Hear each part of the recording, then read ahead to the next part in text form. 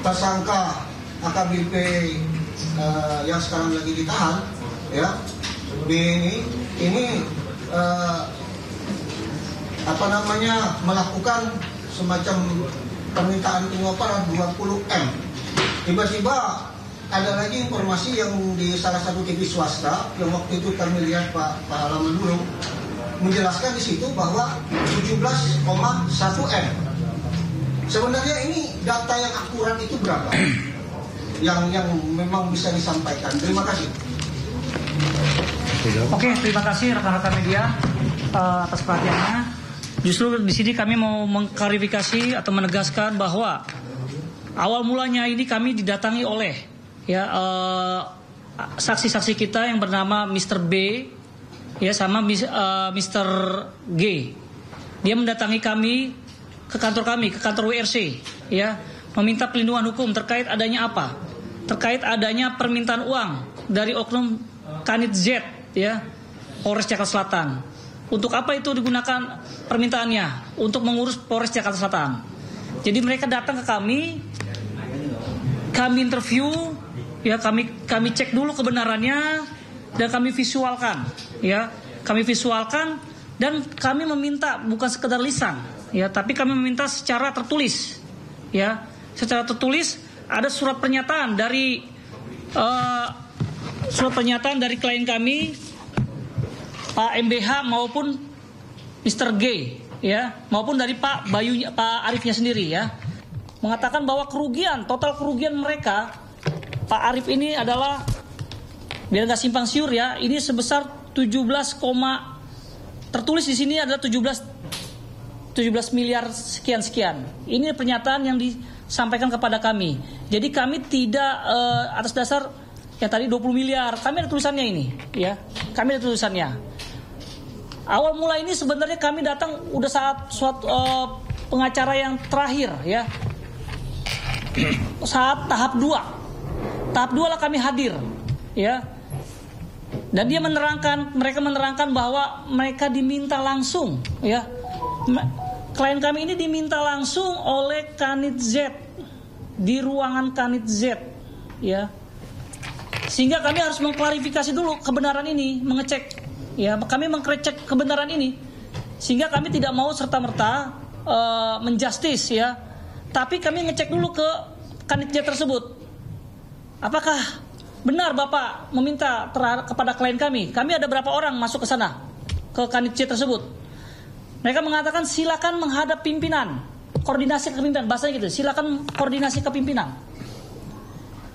Sepengetahuan kami pimpinan kalau Kanit, level Kanit, pimpinannya bisa Kasat Pak, bisa Wakapolres, bisa Kapolres ya. Sehingga dengan dugaan seperti itu kami tidak serta-merta langsung, cuma kami meminta siapa yang memberi ini adalah Pak Arif Nugroho ya, AN yang kita sebut ya, yang sekarang memang tersangka ya, tahap 2 ya. Mereka, Pak Arif mengatakan bahwa Pak Arif datang ke kantor kami juga, ada fotonya. Pak Arif mengatakan, kami visualkan juga bahwa Pak Arif sudah mengeluarkan uang, total kerugiannya seperti ini. Pak, ini tulisan siapa? Tulisannya dia sendiri, bukan tulisan kami, bukan kami print sendiri ya. Ini tulisannya si Pak Arif. Ini bisa dibaca rekan-rekan juga, tapi ini bukti ini tidak bisa kita sampaikan karena ini akan menjadi pembuktian nanti di persidangan. Betul ya. Bukti ini akan kami sampaikan persidangan, tapi tertulisnya jelas ada nih ya. Sehingga kami tidak terlalu mengekspos ini dulu ya. Ini buat rahasia kami ya. Setelah itu kami melakukan yang namanya melaporkan ke Paminal, Propam Paminal Mabes Polri. Dan kami sudah dipanggil. Ya, kami bersyukur ya, atau terima kasih atas kecepatannya. Kami dipanggil kami sebagai pelapor, WRC sebagai pelapor, dipanggil langsung oleh Propam Paminal di Mabes. Saya di BAP, berita acara interogasi, bukan di BAP, berita acara interogasi by.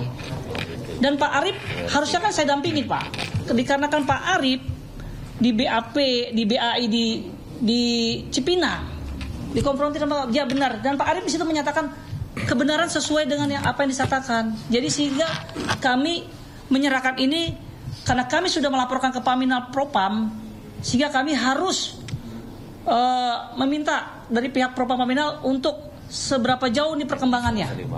Ya seperti itu yang kami bisa sampaikan. Ada lagi Pak Ketua? Siap. Ya, ada lagi pertanyaan. Selain bukti dokumen, apakah ada bukti video permintaan uang atau penerimaan uang dari oknum-oknum polisi itu, Pak? Ya, jadi kami tentunya mengeluarkan statement adanya permintaan uang apa semua kan berdasarkan pengakuan dari klien bersama adanya pernyataan saksi-saksi. Ya. Kami dikuatkan oleh pernyataan para saksi-saksi dalam setiap statement yang kami keluarkan. Jadi kalau dibilang video ya belum ada ya untuk saat ini ya. Tapi bukti-bukti dan saksi-saksi yang ada lah yang kami akan jadikan bukti nanti di proses hukum ini ya. Jadi betul selain AKBP Bintoro, ada pimpinan lain di Polres yang lebih tinggi pangkatnya dari AKBP yang juga turut menerima uang tersebut. Kalau dari hasil investigasi kami kepada Kanit Z, jelas keluar statement dari Kanit Z tersebut bahwa semua itu tersalurkan kepada pimpinan, ya, tersalurkan kepada pimpinan. Perlu menjadi catatan ini, pimpinan Polres ini mulai dari tingkat kasat sampai dengan kepada Kapolres. Tetapi di malam hari ini juga perlu kami sampaikan kepada publik bahwa pimpinan juga sudah melakukan pertemuan dengan klien kami.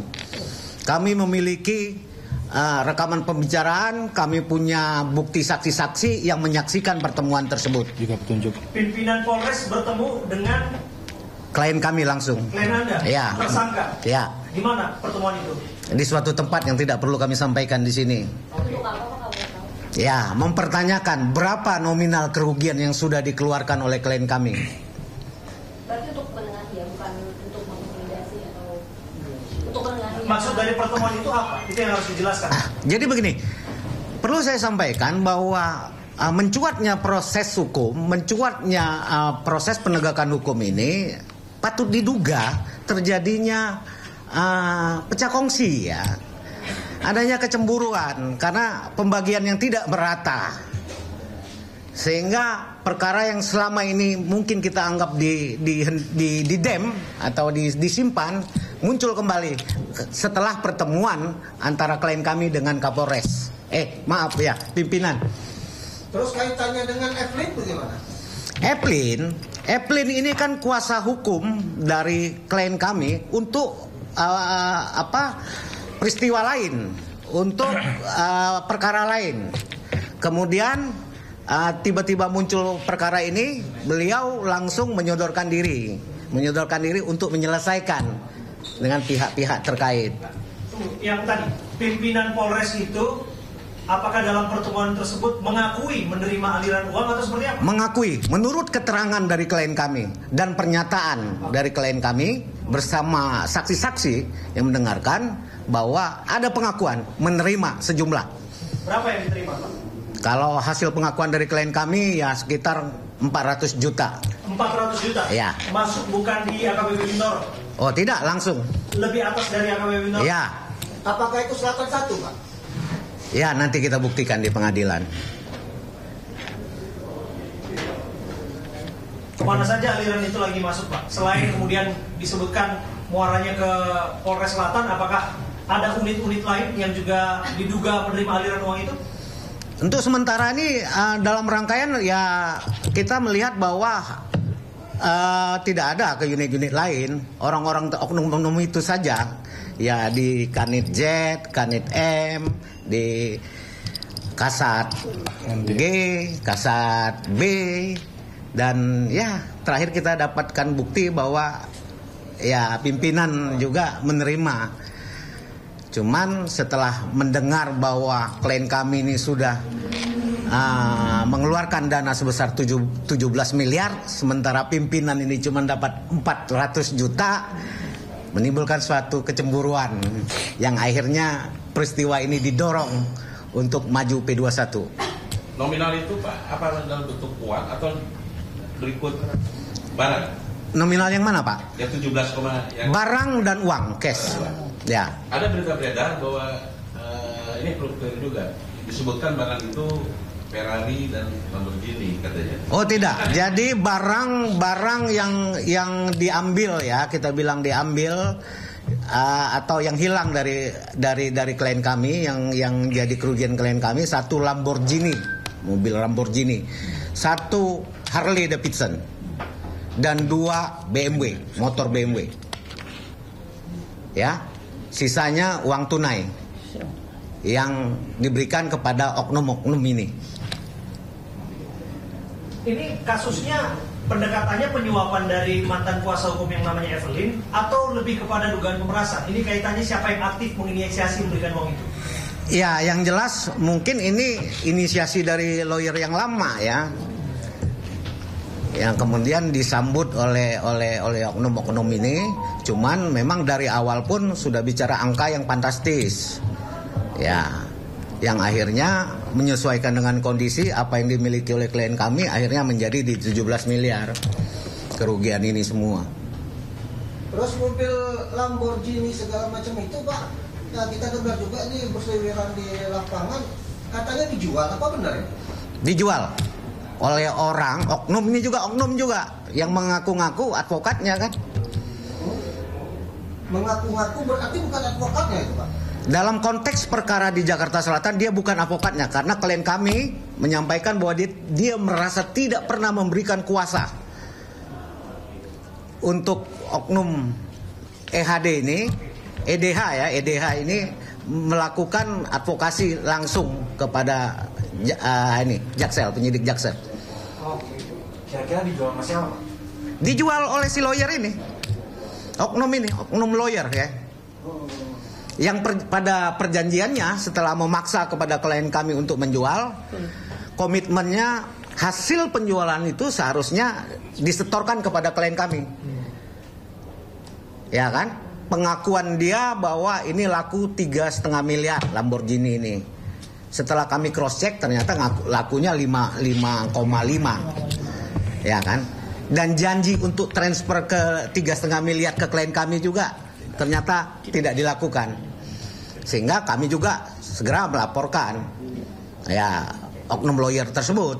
Lamborghini saja yang dijual atau berikut yang lain-lainnya, Pak? Oh tidak, kalau motor-motor itu diserahkan. Diserahkan ke siapa, Pak? Ke oknum-oknum. Ya, oknum-oknum penyidik di Jakarta Selatan. Jadi motor itu diminta untuk diparkir di sana? Ya, satu ada yang diminta, yang ada satu lagi dipinjam pakai oleh oknum-oknum di sana. Bukan barang bukti di lokus, bukan barang bukti di. Oh tidak. Itu aset klien kami semua. Bukan barang bukti di lokus delikti. Bukan temuan di tempat kejadian perkara. Siapa yang minta motor itu, Pak? Ya oknum Z. Jadi sebesar senilai berapa, kemudian minta juga karena tidak sesuai dengan nominal yang dia minta, sebagian uang tunai dan motor. Dan itu diserahkan oleh klien Anda? Diserahkan. Sampai sekarang belum kembali itu sepeda motor itu? Sekarang sudah menjadi barang bukti. 2 ditahan. Ya, 2 sudah ditahan oleh Propam. Oke. Nah, waktu kalian itu sempat nyebut AKBP Bintoro nggak? Jangan-jangan dia hanya mencatut nama Pak AKBP Bintoro aja? Yang jelas dia bicara pimpinan. Ya, kita semua bisa menilai kan, yang namanya pimpinan di Polres itu kan ya tidak banyak ya, antara Kasat, Wakapolres, Kapolres. Pak gini, yang digugat kan di PN Selatan itu atas nama AKBP Bintoro, betul ya? Betul. Oke, dan baru terungkap hari ini ternyata pimpinan Polres selain AKBP Bintoro juga patut diduga menerima. Betul. Apakah kemudian sejumlah uang ratusan juta tadi, 400 kalau nggak salah, itu akan juga digugat untuk dikembalikan kepada klien Anda? Ada kemungkinan kami akan merubah gugatan itu terkait dengan kerugian material ya. Kerugian material nanti mungkin kita akan sebelum masuk ke pemeriksaan perdana mungkin kita akan revisi ya, menambah pihak. Oke. Selain AKBP Bintoro ada AKBP Gogo Galesung yang terlibat ya. Kasus. Ini nama ini juga apakah pernah mendapatkan aliran uang itu atau seperti apa? Yang jelas ketika peristiwa ini terjadi pimpinan masih beliau sebagai pimpinan. Siapa, Pak? Pak Gogo ini, Pak G ini. Kasat. Jadi ex kasatnya Pak Gogo Galesung. Ya. Setelah itu Pak Bintoro. AKBP Bintoro. Ya. Kembali. Kita balik ya. Kita balik. AKBP Bintoro Dulu baru dilanjutkan oleh Pak Gogo. Pak Gogo Garisu. Ya.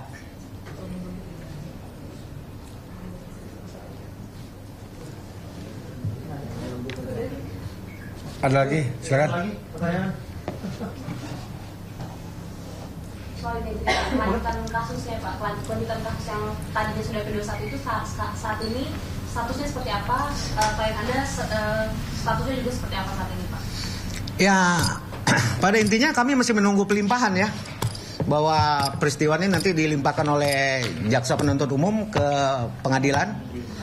Ya nanti ya kita tinggal tunggu pemberitahuan bahwa kapan persidangan. Yang uang itu kasus ini tetap berjalan. Oh, tetap berjalan. Pak, terakhir kan kita dengar keterangan dari Pak AKBP Bintoro, dia sebutkan tidak menerima, tidak pernah berkomunikasi langsung, bisa dicek pakai di koran segala macam gitu kan ya.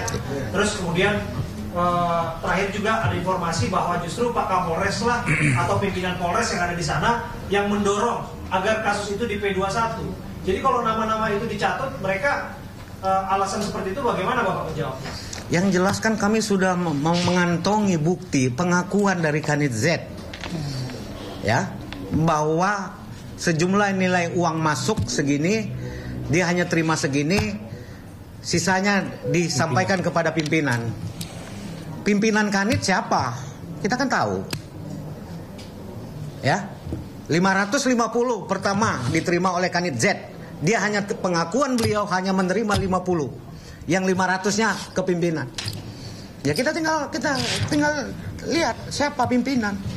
Pak, awal mula kasus ini terungkap kan karena ada kasus tentang anak yang terjerat masalah hukum kan? Ya. Terus kasus masalah anak ini sampai sekarang tetap berjalan atau? Tetap berjalan, makanya klien kami kan ditahan udah P21. Pak, ini status sekarang klien Anda di Polres Jaksel. Oh, di Jaksel. Sudah di kejaksaan, sudah ditahan. Tahap 2. Nah, sudah tahap 2. Ini saya harus konfirmasi Pak, supaya nggak simpang siur. Ya. Tersangka atas nama Arif Nugroho betul adalah anak dari bos Prodia? Salah satu pemegang saham. Kalau yang kami terima pengakuan ya ini, ya salah satu pemegang saham. Ya. Salah satu pemegang saham dari Prodia. Kesehatan Ya, Prodia. Ya, betul. Oh, itu adalah anaknya. Betul. Oke. Yang kedua, berarti waktu kejadian kasus itu Pak, berarti ada niat dari tersangka di bawah pengaruh dari artis-artis hukum pengacara sebelumnya, Bu Evelyn ini, untuk beliau terlepas dari jerat hukum. Betul. Jadi sifatnya ini dimulai aktifnya dari pengacara. Betul. Oke, bukan pemerasan dong kalau misalnya seperti itu. Kalau misalnya dari polisi tidak ada meminta sejumlah uang untuk kemudian mengalirkan uang dan sebagainya. Iya tentunya. Jangan-jangan polisi disuap dalam hal ini oleh sosok yang sampai sekarang nggak pernah ketemu tuh, Evelyn. Tentunya kan ada komitmen, ya kan? Ketika ada suatu perkara, kemudian lawyer ini yang mengaku-ngaku lawyer ya, kita bilangnya oknum lawyer ini menemui penyidik, tentu kan ada permintaan bagaimana perkara ini supaya tidak berjalan, ya kan? Walaupun seharusnya kalau memang itu benar-benar lawyer, dia paham ada Perpol 8 tahun 2021 yang tegas-tegas bahwa terkait dengan perkara pembunuhan atau yang namanya kematian ini tidak bisa dilakukan restorasi justice. Ya, disinilah bentuk pelanggaran kode etik seorang advokat ini, ya, yang mengiming-imingkan kepada kliennya. Sehingga kalau bicara profesi, ya jelas-jelas ini melanggar kode etik profesi dan undang-undang advokat. Kami mau pastikan lagi Pak, aliran uang juga diberikan kepada keluarga korban 300 juta rupiah untuk uang damai, untuk mencabut laporan. Itu betul kepada keluarga ya. Oke. Jadi prinsipnya antara keluarga tersangka dengan keluarga korban sudah hitam di atas putih untuk mencabut laporan. Betul. Sehingga kalau kita bicara dengan kesepakatan perdamaian ini harusnya close case dong. Ya kan? Close case itu seharusnya hanya sebatas untuk meringankan, bukan untuk mengatakan bahwa ini ditutup perkara ini. Ya, perdamaian ini. Karena tidak mungkin, tidak bisa, aturan peraturan kita tidak memungkinkan kasus yang menyebabkan kematian ini di restorasi justice oleh pihak penyidik. Tapi yang jelas ada permintaan penangguhan penahanan dari keluarga tersangka ya. Betul. Oke. Setelah dicabut laporannya, patut diduga uangnya diberikan dan kemudian penangguhan penahanan itu dikabulkan. Dikabulkan. Oleh Polres Jakarta Selatan. Iya. Berarti berapa lama itu ditangguhkan penahanannya atau wajib lapor tersangka klien Anda waktu sebelum jadi klien Anda? Berapa hari ya Pak Pahala ditahan ya klien kita? Ya, klien kami ini ditahan tanggal 25 April. 25 April. Iya. 2024 ya? Iya, 2024. Jadi penangguhan penahanannya setelah itu. Ya. Berapa lama? Hampir setahun. Klien kami ditangkap 2 kali, ya. Sekali di tanggal antara 23 sampai 25 April, itu penangkapan pertama. Setelah itu penangguhan. Itu antara si Arif dan Bayu. Setelah penangguhan mereka keluar dua-duanya, ditangkap lagi klien kami yang namanya Pak Arif. Di bulan Oktober. Ditangkap lagi. Tapi si Pak Bayunya kagak ditangkap. Yang ditangkap adalah Pak Arif. Itu yang habis itu penangguhan. Penangguhan tahap 2 lah baru ditangkap lagi, yang ketiga lah dua-duanya ditangkap. Tahap 2. Disitulah baru kami masuk.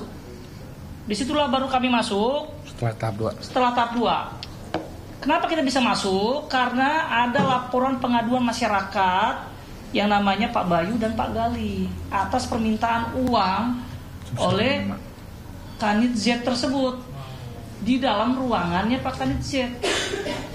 Dihadiri saksi 3 orang, satunya lagi ada Mr. D, ND itu. Siapa? Ya, Mr. D ini ya. Siapa? Anggota juga. Anggota juga. Zakaria. Anak buahnya Zakaria.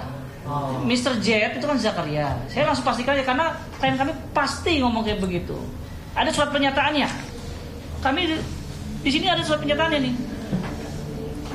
Kami bilang kami bawa, ada nih tanda tangannya. Jadi kami memverifikasi ini visual salah satu pernyataan jelas. Jadi bukan simpang siur, ini ada ya jelas. Mr. Z berapa ini ada di sini nih. Ya, seperti itu.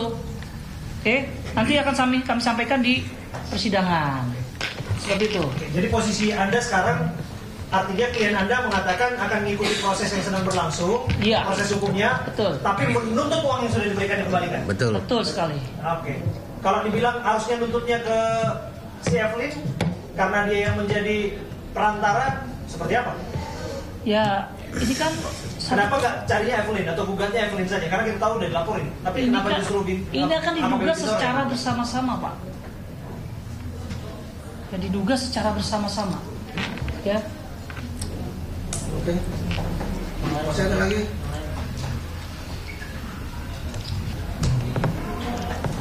Ada lagi rekan-rekan?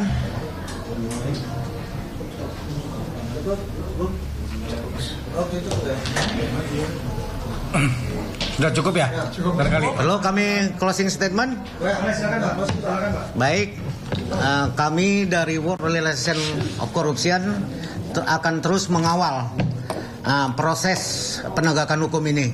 Pesan kami kiranya peristiwa-peristiwa rekayasa kasus perkara seperti ini menjadi peristiwa yang terakhir ya. Kita sudah belajar di kasus Sambo, kita sudah belajar di kasus Vina Cirebon, kita sudah belajar lagi nih sekarang ini rekayasa kasus oleh aparat penegak hukum ini. Pesan kami ke Bapak Kapolri, tolong dibersihkan dan dipulihkan ini Kepolisian Republik Indonesia. Oke, seperti saja. Selamat malam.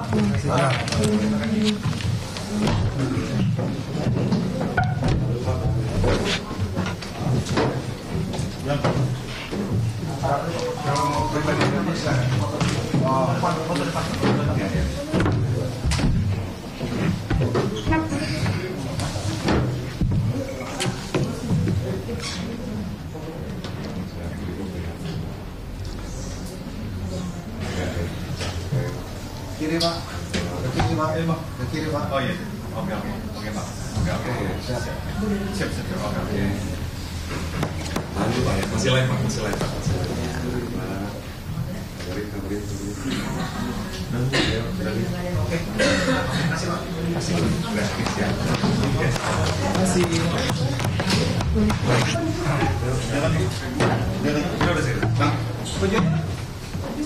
Biar kelihatan.